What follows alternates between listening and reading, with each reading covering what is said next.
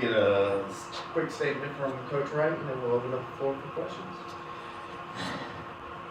I had to take a quick breath because this is such a surreal moment to be back in a place that gave you everything. You learned a lot about yourself, championships, friendships. It was a lot to come back to, a lot to hold in. I tried my hardest to hold it in on the floor, but my little one just, made me kind of lose it. But I'm so appreciative of Katie and Purdue administration for allowing this to happen. Even though I'm such a competitor, I wanted to not be about me. I wanted our kids to continue to grow and get better as they did today. But not to be satisfied with that, because that's the ultimate competitor in me. But it means something to be able to come back and be a part of this and coach on the floor that I was a player on for 4 years. So truly, truly indebted for Katie and Purdue University for giving me an opportunity to come back. Yeah, just how long was this in the works for you to be able to do this? So it's always fun. You have conversations during the summer. We talk about scheduling, because that's the time when we all talk to coaches. Hey, need a game? And, I said, yeah, Katie, I would love to come back, but make sure it's not in December, because I don't want to be traveling in snow.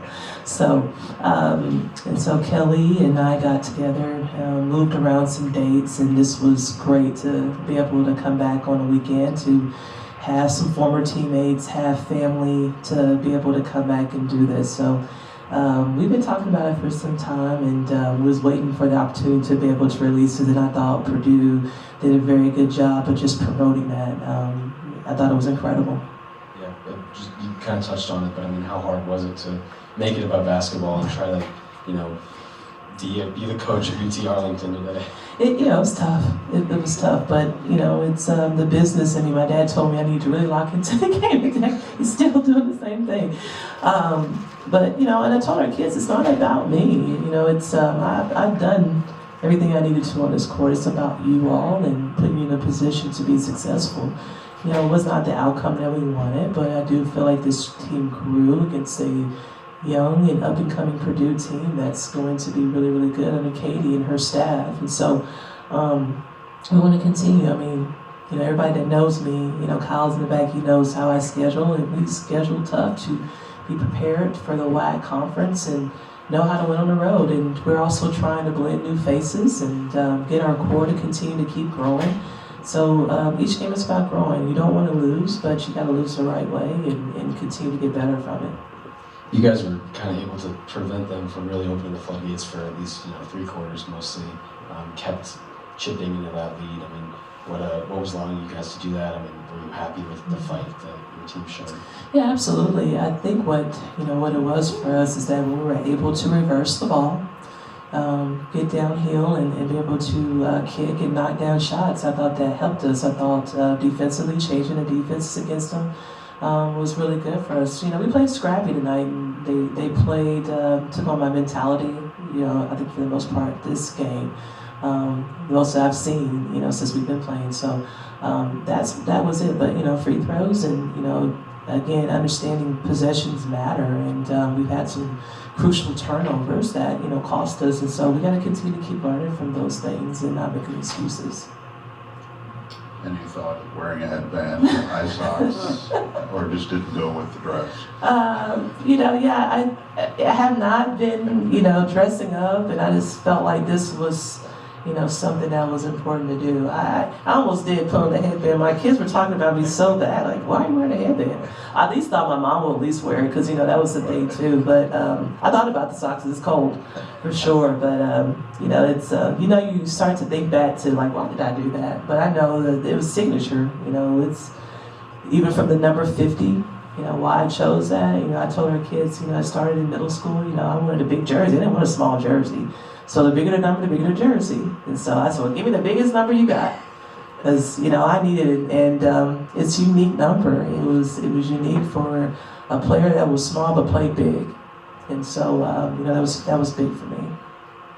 Do you get a sense, not just with this year's team, but as long as you've been there, that your players are kind of taking on your personality?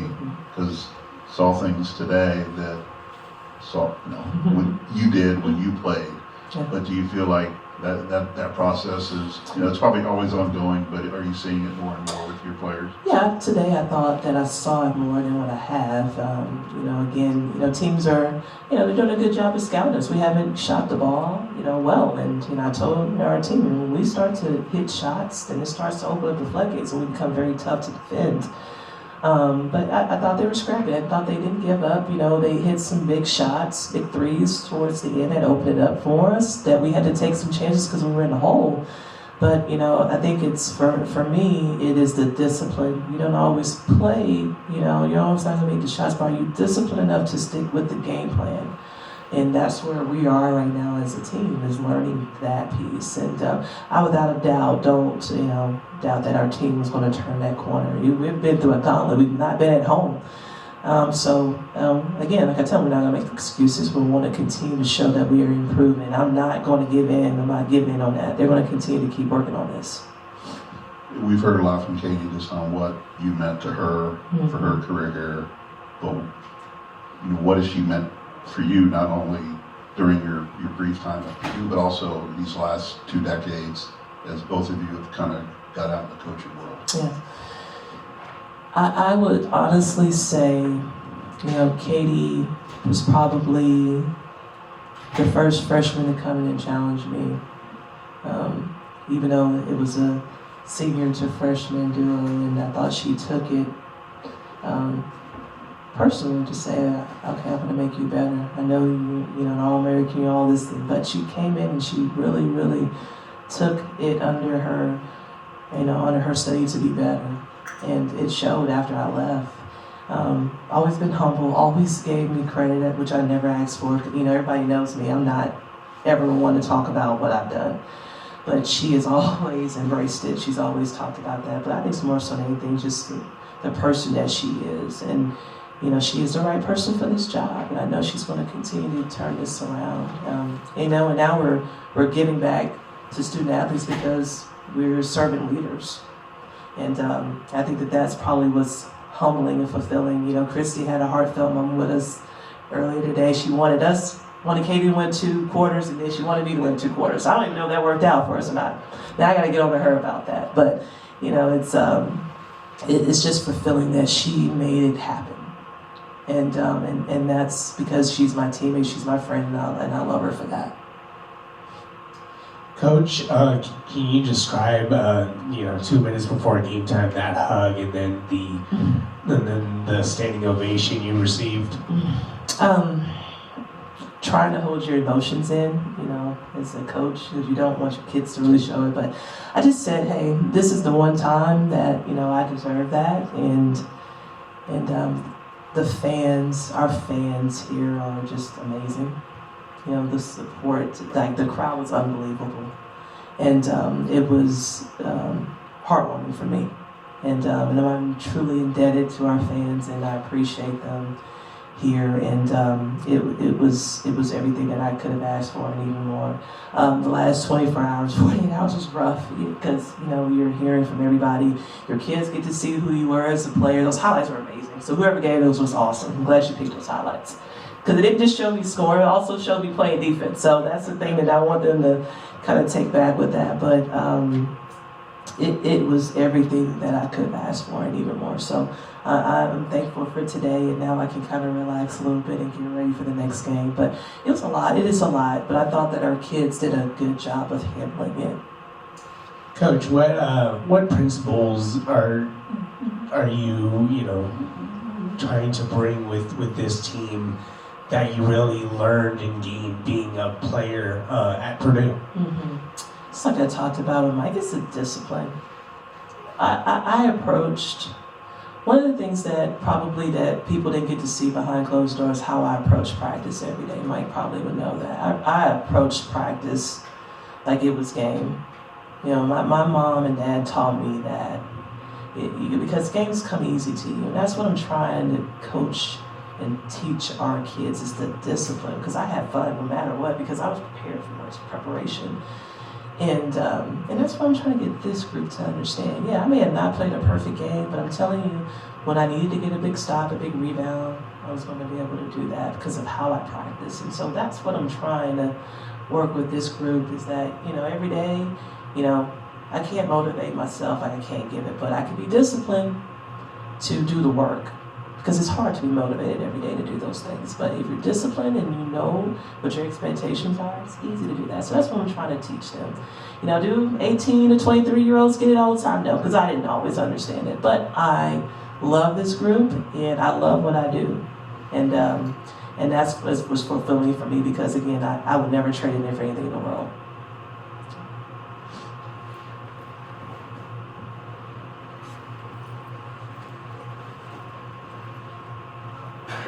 Another question about the emotion. You downplayed it the other day when we were talking. So there were some tears. Yeah. I mean, how just the fact that you get a standing ovation. You said it. You deserve that because this is the first time you've been back in front of the crowd.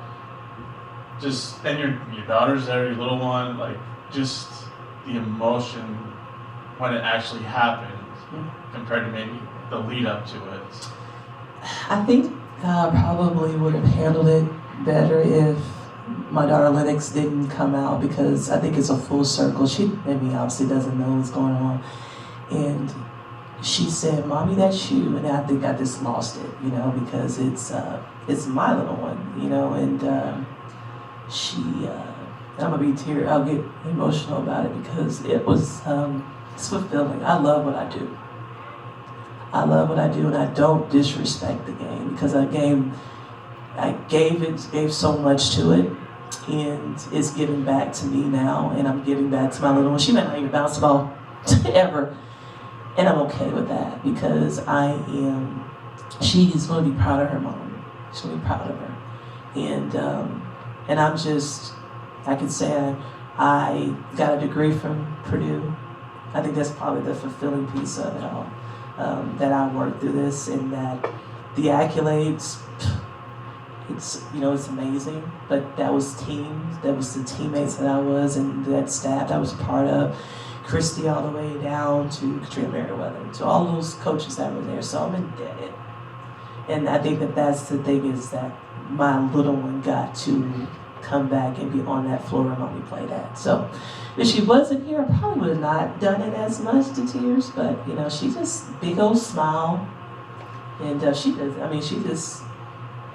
probably knows that this was a big moment for her and it just had to. She kind of wiped my tears, so that was nice too. All right, one last question. Since I already know, because I already have the inside information, what's the post-game meal for the UT Arlington? Bruno's, yes, we do have Bruno's, and our kids, they're just like, "What's Bruno's?" I said, "You're going to enjoy the pizza." So I do have Bruno's. I'm looking forward to eating it on the bus back to the airport. May save a couple of pieces by the time I get home and take it with me, but it's forever home. I'll forever be a Boilermaker at heart, for sure. Yeah. For sure. For sure. Mm-hmm. Your players, I'm sure they know who you are, obviously, but I'm not sure if you had a chance to talk with them about it or if you got any comments. But did anything dawn on them with just how much you meant to this school and this fan base? I think it dawned on them when they watched that, when they got to hear the crowd. Like they were shocked. But we started the scout on Purdue, and my assistant coach, had a picture of me on the scout, and of course it's, "You got a headband on, coach? You got high socks? What kind of shoes are those?" And I'm like, "Y'all think I played in like the 50s?" And so we're Nike. Like, guys, come on, like, what type of Nikes were those? I'm like, okay.